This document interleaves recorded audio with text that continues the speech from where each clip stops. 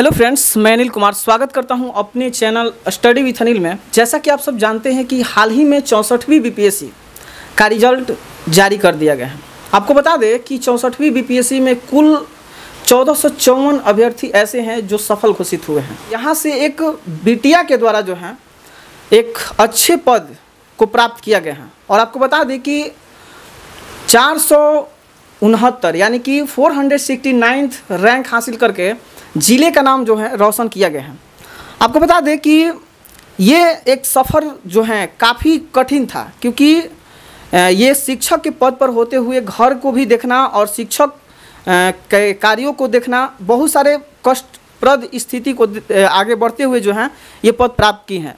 तो आज हम बात करने वाले हैं अपर्णा कुमारी जी से, जो कि पूरे बक्सर ज़िला का नाम रोशन करके पूरे जो रैंक के अंतर्गत अगर देखा जाए तो 469th रैंक हासिल की हुई है।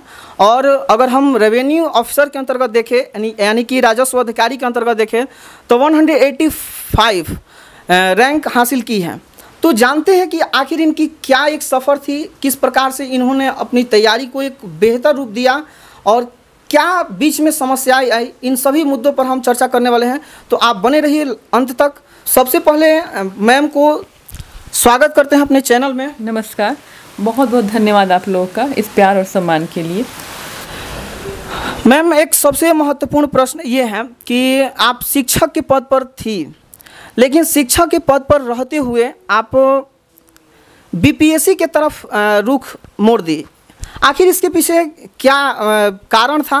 क्योंकि बहुत सारे जो ऐसे माना जाता है समाज में कि सबसे जो प्रतिष्ठित पद हैं वो शिक्षक का ही पद माना जाता है, लेकिन आपने बीपीएससी की तरफ रुख मोड़ने के पीछे आखिर क्या रीज़न था, इसके बारे में थोड़ा बताइए दोस्तों को। जब मैंने जॉब ज्वाइन किया, एमपी हाई स्कूल में नौकरी शुरू की, तो मैंने देखा कि मेरे कई सहकर्मी जो थे वो तैयारी करते थे तरह तरह की परीक्षाओं के।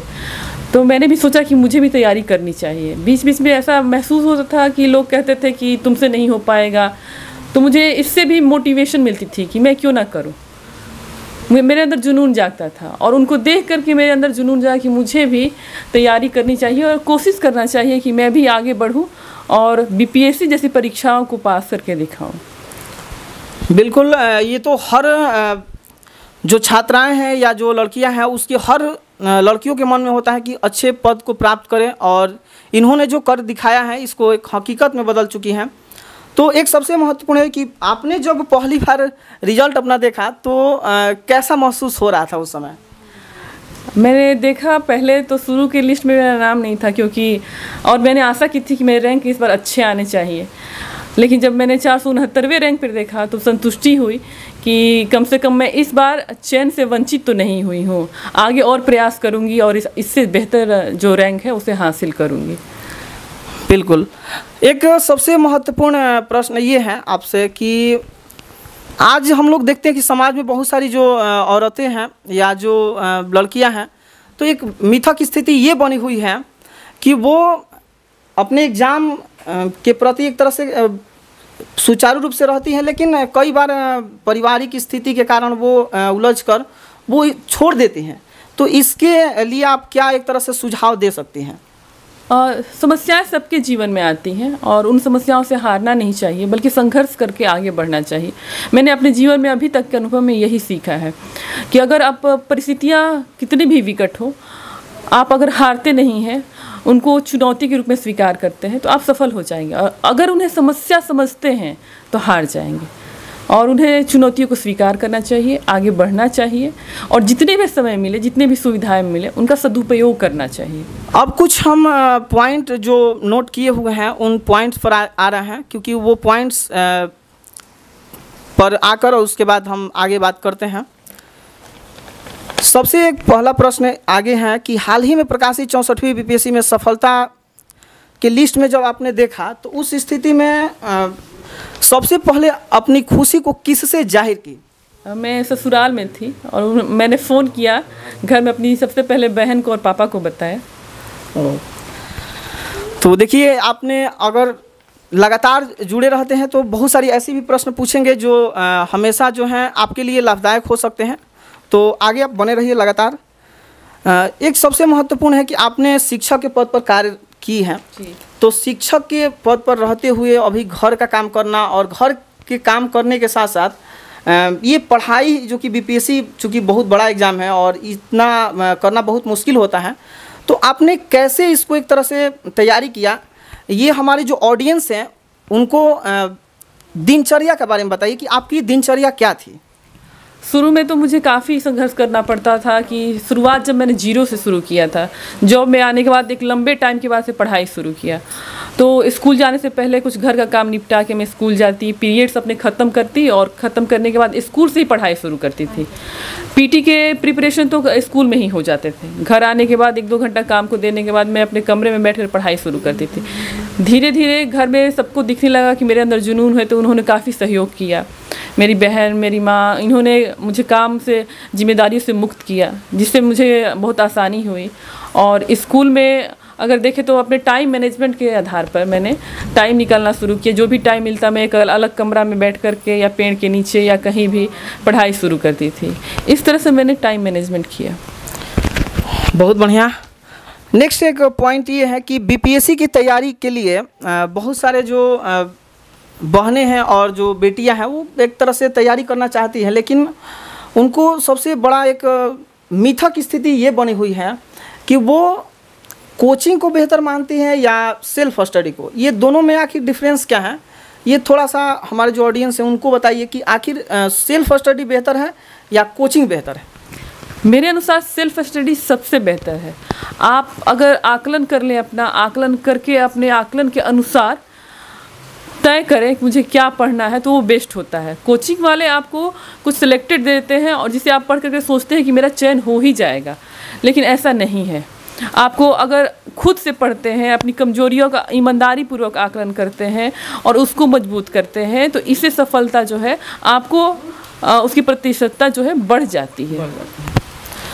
बिल्कुल, आपने देखा कि अगर लगातार आप सेल्फ स्टडी हो या कोचिंग हो, दोनों में से अगर आप बेहतर ढंग से तैयारी करते हो तो आप आसानी से कर सकते हैं। लेकिन हमें जहाँ तक लगता है कि सेल्फ स्टडी करके भी आप टॉपर्स बन सकते हैं, क्योंकि हमारे साक्षात अगर हम देखें सामने जो मौजूद हैं वो इसका प्रमाणित रूप है। क्योंकि आप देख सकते हैं कि कोचिंग का बहुत ही कम रोल इसमें है, क्योंकि इन्होंने खुद घर का काम और स्कूल का काम और इसके साथ साथ बीपीएससी की तैयारी करना और तब करने के बाद ये जो है सफलता आप देख रहे हैं।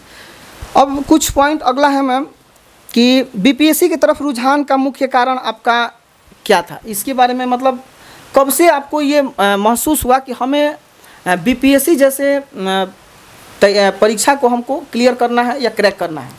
मैं जब जॉब में आई 2013 में, उसके बाद से धीरे धीरे जब प्रिपरेशन करने लगी और मेरा फर्स्ट पीटी का मैंने जब एग्ज़ाम दिया 60-62 से, वो निकल गया पीटी क्रैक होने के बाद। मुझे लगा कि कुछ तो है जो मैं कर सकती हूँ, तो मुझे कोशिश करना चाहिए, मेंस में भी बैठना चाहिए और आगे की तैयारी को कंटिन्यू करना चाहिए। और तब से मैं सीरियस लग गई और लगातार मैं पीटी की परीक्षाएँ पास करती गई, मेन्स निकालती गई। उसके बाद मेरा 64वीं में चयन हुआ।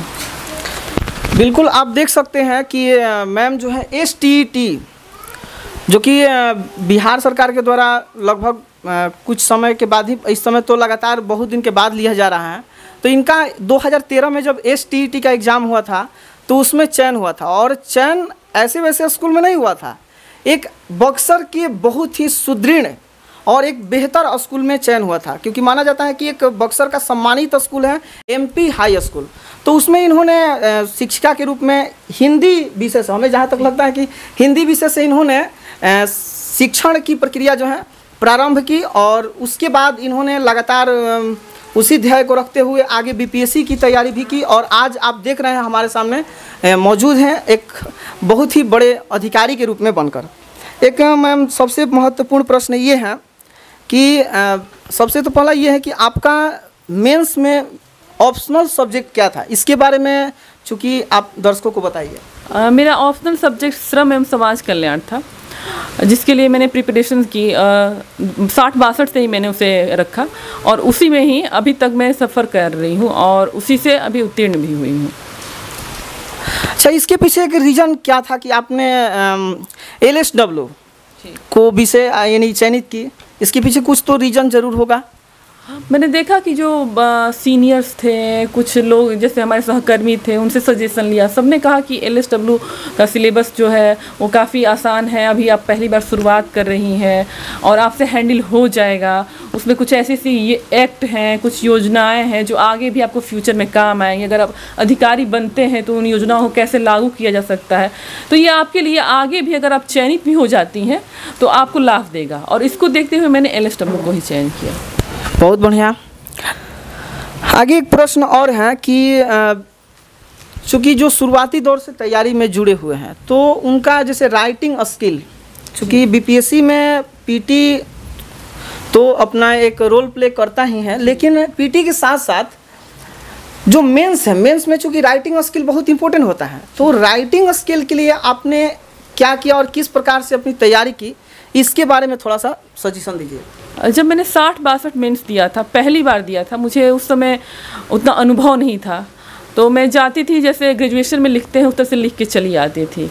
सिलेक्शन नहीं हुआ तो मैंने अपना मूल्यांकन किया और पाया कि कहीं ना कहीं मेरी राइटिंग स्किल में कमी है। तब मैंने न्यूज़पेपर से डाटा कलेक्शन शुरू किया। हर रोज़ का न्यूज़पेपर मैं आज भी पढ़ती हूँ और उसका डाटा कलेक्शन करके एक डायरी पे लिखती जाती हूँ और उसको मैंने करेंट से जोड़ते हुए अपने क्वेश्चन को, नोट्स को इम्प्रूव किया उसमें डाल करके, और ये प्रूव किया कि हाँ, ये जो बातें कही जा रही हैं प्रमाणित हैं। इसके अलावा राइटिंग स्किल में मैपिंग का प्रयोग किया, डायग्राम का यूजेज किया, जिससे जो है नोट्स हमारे कंप्लीट हुए और आंसर जो है प्रभावी ढंग से सामने आने लगा। बिल्कुल, आप देख सकते हैं कि अगर राइटिंग स्किल कंप्लीट करना है तो सबसे तो महत्वपूर्ण है कि आप अगर करेंट से जुड़े हुए हैं तो विभिन्न प्रकार के जो देश स्तर के या अंतर्राष्ट्रीय स्तर के जो न्यूज़ हैं उसको कलेक्ट करना एक हमको लग रहा है जहाँ तक बहुत महत्वपूर्ण रोल प्ले करता है। वो सिर्फ PT का ही नहीं है बल्कि मेंस और साथ साथ इंटरव्यू में भी आपके लिए वो एक इम्पोर्टेंट रोल प्ले करता है। तो आपको ये एक सुझाव इन्होंने दिया है कि मेनली रूप से आपको न्यूज़पेपर को पढ़ना और उसको एक हाईलाइटेड करना और हाईलाइट करके नोट में आपको उसको नोट करके अपना एक रखना, ताकि हमेशा जो है उसको हर एग्ज़ाम यानी आप जो भी PT मेंस या इंटरव्यू दे रहे हैं तो उसके लिए आपको काम आ सकता है। एक मैम सबसे बहुत ही महत्वपूर्ण प्रश्न ये है कि जो छोटे गांव के जो छात्राएं हैं या जो बहनें हैं तो उनके लिए आप ये बताइए कि वो अगर पढ़ाई BPSC की तैयारी करना चाहती हैं तो उनके लिए क्या एक बेहतर तरीका होगा। उन लोगों को मानना है कि कोचिंग बेहतर ही माना जाता है क्योंकि वो लोग समझते हैं कि बड़े कोचिंग में जाएंगे तो हम तैयारी कर सकते हैं, लेकिन क्या ऐसा भी कुछ माध्यम है जिससे वो तैयारी एक बेहतर रूप में कर सके और वो भी सफल हो सके जैसे बहुत सारे अभ्यर्थी हो रहे हैं उसके माध्यम से? अगर हम गांव में रहते हैं और हमें किसी तरह की गाइडेंस नहीं उपलब्ध है, कोचिंग जाने की सुविधाएं भी नहीं उपलब्ध है, तो हम सेल्फ स्टडी करते हुए अगर यूट्यूब चैनल्स या किसी प्लेटफॉर्म से जुड़ते हैं जहां ये गाइडलाइन दिया जाता है, गाइडेंस दिया जाता है, बताया जाता है कि कैसे प्रिपरेशन करनी है, तो मुझे नहीं लगता कोचिंग जाने की ज़रूरत पड़ेगी, बल्कि हम सेल्फ स्टडी करते हुए घर पे बैठ करके भी प्रिपरेशन कर सकते हैं और क्रैक कर सकते हैं। बिल्कुल, यानी अगर ग्रामीण परिवेश में आप हैं तो आप निश्चित रूप से सेल्फ स्टडी और साथ साथ सोशल मीडिया का सहारा लेकर आप तैयारी को एक बेहतर रूप दे सकते हैं। ठीक है, अब नेक्स्ट क्वेश्चन है मैम कि आपके पति सनी सौरभ पांडे जी जो कि अभी बैंक ऑफ महाराष्ट्र में मैनेजर पद पर कार्यरत हैं, तो ये जो आपकी एक तरह से प्रयास जो लगातार BPSC की तैयारी कर रही थी, तो उस बीच आपको उनकी एक तरह से क्या मदद थी, उसके बारे में थोड़ा सा बताइए। 2019 में मेरी शादी हुई, उस समय मैंने 63वीं का साक्षात्कार दिया था, 64वीं का मेंस दिया था और 65वीं का PT दिया था। वो कंटिन्यू थी मैं, और मुझे ऐसा लग रहा था कि मेरी शादी जो है बाधक बनेगी, तो मैंने अपने पति से कहा था कि मुझे 1 साल जिम्मेदारियों से मुक्त रखा जाए ताकि मैं अपनी प्रिपरेशन को कंटिन्यू कर सकूं, और उन्होंने मुझे बहुत सपोर्ट किया। नेक्स्ट क्वेश्चन ये है कि एक मैम सबसे महत्वपूर्ण ये प्रश्न है कि BPSC में PT मेंस और इंटरव्यू होता है। PT जनरली क्रैक करने के बाद मेंस का एग्ज़ाम होता है जिसमें 1000 का एग्ज़ाम होता है, यानी 1000 अंक का, जिसमें 100 अंक का हिंदी पेपर होता है जो कि एक कंपलसरी है। अगर आप उसको क्लियर नहीं करते हैं, अगर उसका पासिंग मार्क्स नहीं लाते हैं तो शायद आपकी जो GS1, GS2 और GS जो आपका ऑप्शनल एक तरह से पेपर है उसकी चेक नहीं हो पाती है। तो मेंस जो है, मेंस के लिए कौन सा बुक बेहतर है और किस प्रकार से तैयारी करेगी ताकि मेंस को क्लियर कर सके, क्योंकि पीटी तो जनरली जो लगातार तैयारी कर रहे हैं तो वो निकल जाता है, लेकिन मेंस जो है, मेंस के लिए क्या करें कि हम यानी बेहतर रूप से कोई भी स्टूडेंट जो है निकाल सके। जैसा कि मैंने कहा कि राइटिंग स्किल बहुत इम्पोर्टेंट है और मेंस के लिए जो भी बुक्स मार्केट में आ रही हैं उनसे नहीं हो सकता, आपको अपना सेल्फ नोट्स बनाना पड़ेगा जिसमें आपकी मौलिकता हो, वो मौलिक ले कि हाँ ये आपका है, और उसमें आप करेंट से जुड़ें, डाटा डालें, डायग्राम बनाएं, मैपिंग करें। इसके अलावा उसको बेहतर से बेहतर करने के लिए जो भी करेंट के मुद्दे हैं, उदाहरण है, एग्जाम्पल हैं, वो दें और इस तरह से एक नोट्स प्रभावी ढंग से तैयार करें और उसे ही अपना बना करके रणनीति बनाते हुए उसे ही जा कर के एग्ज़ाम में लिखें तो ये बेहतर होगा, ना कि किसी एक किताब पर डिपेंड रह करके, ना ही किसी एक मैगजीन पर डिपेंड रह। नहीं, बिल्कुल आप देख सकते हैं कि अगर बहुत सारे ऐसे स्टूडेंट हैं जो सोचते हैं कि पीटी क्रैक कर ले और क्या करें, मार्केट से बुक उठाएं और लाकर उसी से पढ़ाई कर ले, ऐसे कभी नहीं हो सकता है, क्योंकि खुद आप देख सकते हैं कि एक सफल अभ्यर्थी के पास हम बैठे हुए हैं और आपने देखा कि स्वयं के नोट्स, जो स्वयं के नोट्स हैं उसी से आप क्लियर कर सकते हैं। तो स्वयं के जो नोट्स हैं जिसमें मैपिंग का प्रयोग करना, डायग्राम का प्रयोग करना, ये सारे जो हैं आपको एक बेहतर परफॉर्मेंस दे सकता है, तो इसको आपको अपनाना होगा। और मैम एक इसके बाद मेंस के बाद इंटरव्यू होता है, तो इंटरव्यू के लिए एक तरह से कैसे प्रिपेयर करें, क्या इंटरव्यू के लिए जब मेंस पास कर ले एग्ज़ाम तब करना चाहिए या हम लोग पीटी के दरमियान ही इस पर यानी कि इंटरव्यू पर काम करना चाहिए? हमारे पास जॉब थी और इस जॉब के दौरान छुट्टियां नहीं मिल पाती थी, जिस वजह से हम लगातार कंटिन्यू जैसे कहीं बाहर जाकर तैयारी नहीं कर पाते थे, तो हम मेंस के बाद ही लगते थे और ख़ुद से ही इंटरव्यू के भी करेंट्स के नोट बनाते थे। हमारे जो ऑप्शनल सब्जेक्ट है उनके चुन चुन के नोट्स बनाते थे, इसके अलावा ऑनर्स सब्जेक्ट के बनाते थे, इसके अतिरिक्त अपनी पर्सनालिटी से जुड़े हुए सवाल खुद बना करके उनके आंसर लिखते थे।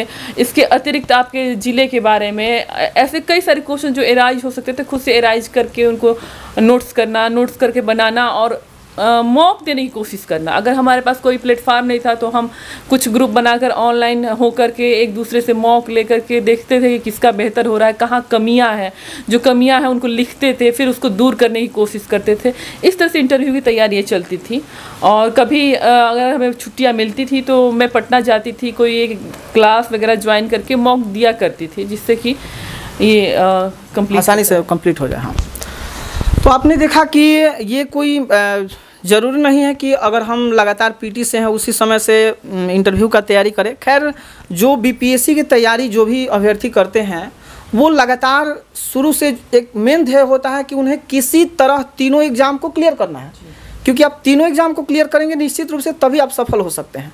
तो ये प्रश्न था। आगे अगले प्रश्न पर हम चलते हैं। अगला प्रश्न ये है कि अभी एक मिथक ये बना हुआ है कि बुक लिस्ट थोड़ा सा बता देती तो बढ़िया होता, क्योंकि बुक लिस्ट मेंस के लिए सबसे महत्वपूर्ण है, क्योंकि पीटी तो हो जाता है लेकिन मेंस के लिए बुक कौन सा बेहतर होगा? मैंने जैसे बताया कोई एक बुक से हम नहीं पढ़ सकते कि एक बुक से पढ़ने का मतलब है कि सीधे सीधे बुक को ही ले जाके उतार देंगे वहाँ पर। इसलिए हम कई बुकों का सामंजस्य बैठा करके अच्छी अच्छी चीज़ें जो है उसे नोट्स करके और एक अपना मौलिक नोट अगर बनाते हैं तो हमें आसानी से हम सुग्रहण भी कर सकते हैं कि हमारा बनाया हुआ है, एब्जर्व भी होगा और उसको बना करके ही हम अप्लाई करें। अगर लिस्ट के बारे में देखें तो मैंने अधिकतर जो है किताबें हैं, जैसे कला एवं संस्कृति की किताब है, भूगोल की अलग अलग किताबें हैं, उनको मैंने ही लिया और उससे नोट्स बना करके उन्हें अप्लाई किया और करेंट से जोड़ते हुए उसे लिखने की कोशिश की। आपने सुना होगा कि अगर किसी घर में अगर एक लड़का पढ़ता है तो सिर्फ अपनी वो व्यवस्थाओं को सुधार सकता है, लेकिन अगर कोई घर में महिला पढ़कर कोई अधिकारी पद पर चयनित होती हैं तो सिर्फ घर ही नहीं बल्कि समाज को एक सुदृढ़ व्यवस्था बनाने में अपनी एक अहम भूमिका देती है। तो आप को पता है कि हम अभी बताएं कि मैम का जो चयन हुआ है राजस्व पदाधिकारी के रूप में हुआ है, तो राजस्व पदाधिकारी के रूप में निश्चित रूप से चयन हुआ है, तो ये राजस्व पदाधिकारी के रूप में ये बेहतर रूप से काम करेंगे। तो अब हम लोग जानेंगे यहाँ पर कि आखिर जब चयनित हुई है राजस्व पदाधिकारी में के रूप में तो उस पद को किस प्रकार से आप निर्वहन करेंगी, ये थोड़ा सा जो ऑडियंस है उसको बताइए। राजस्व पदाधिकारी का पद जो है सीधे पब्लिक से रिलेटेड है, जनता से रिलेटेड है। जनता की हम समस्याओं को सुनकर उनको योजनाओं का लाभ देते हैं। इसके अलावा जनता से डायरेक्ट संबंध है और हमें ऐसी छवि बनानी चाहिए कि जनता अपनी समस्याओं को कहने से हिचके नहीं, डरे नहीं, खुल करके सामने आए और कहे, ताकि जो योजनाएं बनी हैं उनका अच्छी तरह से इम्प्लीमेंट हो सके। बिल्कुल बिल्कुल, आपने देखा कि किस प्रकार से जुड़ाव हो जाता है, और इसमें मुख्य रूप से जो राजस्व पदाधिकारी का जो पद है वो सीधे तौर पर जनता से जुड़ाव है। इसका एक तरह से हम लोग बोल सकते हैं कि जनता के बीच ही रहना है और जनता के बीच ही कार्य करना है। तो अगला एक मेन प्रश्न अभी है कि हाल ही में 65वीं और 66वीं बीपीएससी का एग्ज़ाम हुआ है, जिसमें 65वीं का अगर देखा जाए तो मेंस हो चुका है लेकिन रिजल्ट नहीं आया है। इंटरव्यू होने वाला है, मतलब रिजल्ट आने के बाद इंटरव्यू होगा। और 66वीं बीपीएससी का पीटी हो चुका है, अब जो है मेंस होने वाला है। तो आप इन स्टूडेंट्स के लिए जो आगे तैयारी कर रहे हैं उनके लिए एक तरह से क्या सुझाव देना चाहेंगे अभी, उसके बारे में बताइए। अभी का टाइम जो है कोरोना संक्रमण का काल चल रहा है, जिसकी वजह से भी एग्ज़ाम के डेट नहीं आए हैं। तो इस आपके लिए बहुत अच्छा समय है, मैंने भी दिया है और मेरे भी जो साक्षात्कार हैं हो सकता है कि मेरी भी कॉलिंग आए और मेरे भी मेंस है। तो इस टाइम में, खाली समय में आप इसका सदुपयोग करें और सदुपयोग करते हुए अपने नोट्स बना लें, अपनी जो भी है डीआई की प्रैक्टिस जारी रखें, ताकि कंटिन्यूटी बनी रहे, कंटिन्यूटी टूटे नहीं। कंटिन्यूटी अगर टूट जाती है तो फिर से शुरू करने में कुछ वक्त लगता है। तो ये आप निरंतर जारी रखें और ये ना देखें कि हमारे एग्ज़ाम का जब डेट आएगा तभी हम ये करेंगे, नहीं, आप अभी से लगे रहिए। बिल्कुल, अगर ये जो परिस्थितियाँ बनी हुई हैं, अगर इस बीच जो अभ्यर्थी पूरी लगन के साथ अगर लगे हुए हैं तो उन्हें निश्चित रूप से सफलताएं जो हैं प्राप्त होगी। अब एक सबसे महत्वपूर्ण प्रश्न है कि अभी हाल ही में आयोग के द्वारा क्या किया गया है कि 67th बीपीएससी का नोटिस जारी किया गया है कि लगभग जुलाई में शायद उसका एक तरह से नोटिस आ जाना चाहिए और फॉर्म भराएगा उस समय। तो ये जो 67th बीपीएससी के जो नए स्टूडेंट शामिल होने वाले हैं तो उनके लिए एक तरह से होल पैकेज, अगर पीटी की बात करें तो पीटी को लेकर बहुत सारे ऐसे भी अभ्यर्थी हैं जिनका लगातार 4-4 साल 5-5 साल से नहीं आ रहा है। तो उनके लिए एक तरह से क्या एक बुक्स बेहतर रहेगा और साथ साथ उसकी एक तरह से रणनीति क्या होगी, पूरी रणनीति, इसके बारे में थोड़ा सा मैम बताइए। 67th के लिए पीटी के लिए आप ल्यूशन जैसे जो है करंट जनरल नॉलेज के बुक हैं उनको कवर कर चाहिए, अच्छी तरह से कवर कर चाहिए, ताकि वो आपकी जो बेस है उसको मजबूत करते। इसके अलावा बिहार से जुड़े हुए इम्तियाज़ अहमद की ये बुक मैं पढ़ती हूँ, बिहार से जुड़े हुए विभास पैनोरमा को मैं पढ़ती हूँ, और करेंट के लिए कई जो यूट्यूब चैनल चलते हैं या पीडीएफ आते हैं उनको मैं डाउनलोड करके पढ़ा करती हूँ। बिहार से रिलेटेड, करेंट से रिलेटेड मैगजीन जो पीडी आती है प्रतियोगिता दर्पण, उसका प्रयोग करती हूँ। और इसके अतिरिक्त पिछले साल एडिटोरिया निकला था, उसे मैंने प्रयोग किया था करेंट के लिए। साइंस के लिए रिमाइंडर यूज़ किया था और इन बुकों के द्वारा मैंने पीटी का प्रिपरेशन किया। और मैम एक प्रश्न ये है कि आपके जीवन में कौन ऐसे आइडियल पर्सन आए, उसके बारे में थोड़ा बताइए। मैंने जब प्रिपरेशन शुरू की थी तो 2017 बैच आईएएस की अनु कुमारी थी, उनकी जीवनी मैंने देखी तो लगा कि जब ये औरत इस तरह से स्ट्रगल करते हुए, शादी के बाद भी बच्चों को संभालते हुए और इतना स्ट्रगल करते हुए भी आगे जा सकती है, आईएएस बन सकती है, तो मैं क्यों नहीं कोशिश कर सकती हूँ। और उसके मैंने अपनी कोशिश में जान भर दी थी। मैंने कई बार उनके इंटरव्यू देखे थे, उनके जो सेमिनार आयोजित होते थे उसमें उनके बातें थी, तो मुझे लगा कि हाँ, जब ये कर सकती है तो मुझे भी कोशिश करना चाहिए। मैं कोशिश उससे पहले से कर रही थी, लेकिन मैंने कोशिश को और ज़्यादा मजबूत उसके बाद से करना शुरू कर दिया। बिल्कुल, आपको पता ही है कि कोई भी अगर व्यक्ति सफल होता है तो निश्चित रूप से उसके पीछे किसी ना किसी आइडियल पर्सन का जो है अहम योगदान होता है। तो यहाँ तक आप हमारे साथ जुड़े रहे और आज हम आपको मिलवाएं किससे, तो अर्पणा कुमारी जी से, जो कि एक शिक्षिका पद पर रहते हुए और इनका सफ़र जो है राजस्व पदाधिकारी के रूप में था। तो आगे हम आपको फिर ऐसे ही मोटिवेशनल वीडियो लाएंगे जहाँ से आप मोटिवेट होकर अपने जो मुहिम एक तरह से बीपीएससी की तरफ रखे हैं वहाँ तक आप पहुँच सकते हैं। तब तक के लिए धन्यवाद। जय हिंद।